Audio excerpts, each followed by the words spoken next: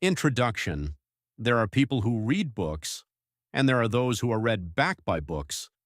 You recognize them not by the words, but by the pauses between them, by their ability to take their time with conclusions, by their strange calm in a world that is constantly screaming.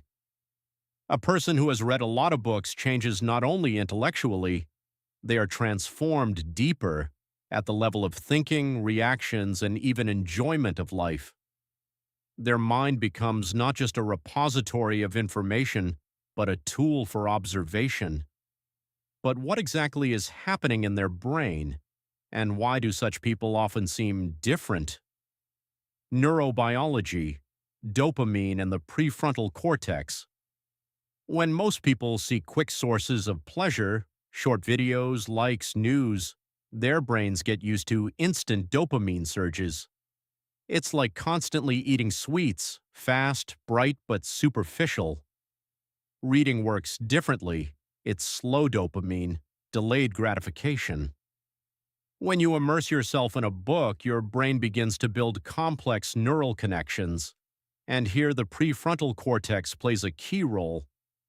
It is this part of the brain that allows a person to maintain attention for longer, analyze complex ideas, question their own beliefs. People who read a lot literally train this part of the brain, and over time their pleasure shifts from quick to deep. They begin to receive dopamine not from novelty, but from understanding, not from the amount of information, but from its meaning. Comparison with others. This creates a gap.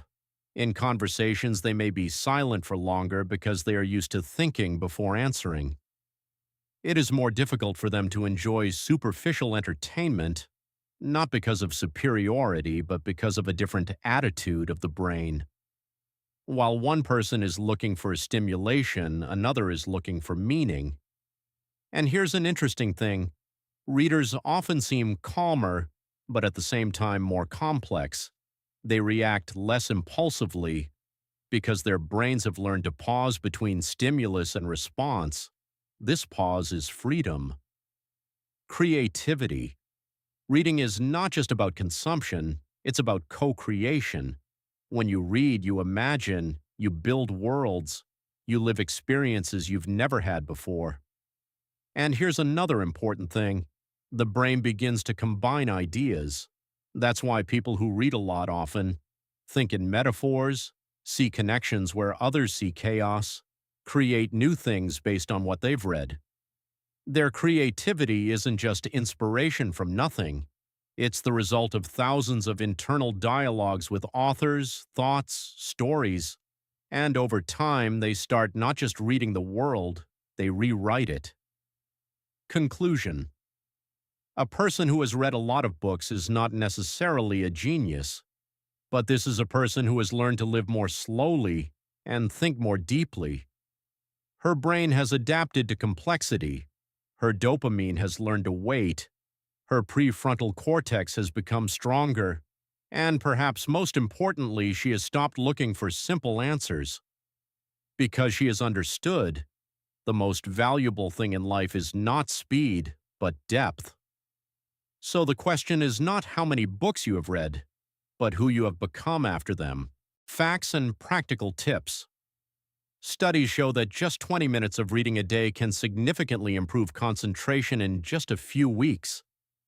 Regular reading reduces stress levels, sometimes more effectively than music or walking, because it stabilizes heart rate and breathing. People who read fiction demonstrate higher levels of empathy and social understanding. What you can start doing now: read at the same time every day. The brain loves rhythm. Put down your phone while reading. Even short distractions reduce depth of perception. Pause after important thoughts. Let your brain digest. Take short notes. This activates the prefrontal cortex even more strongly.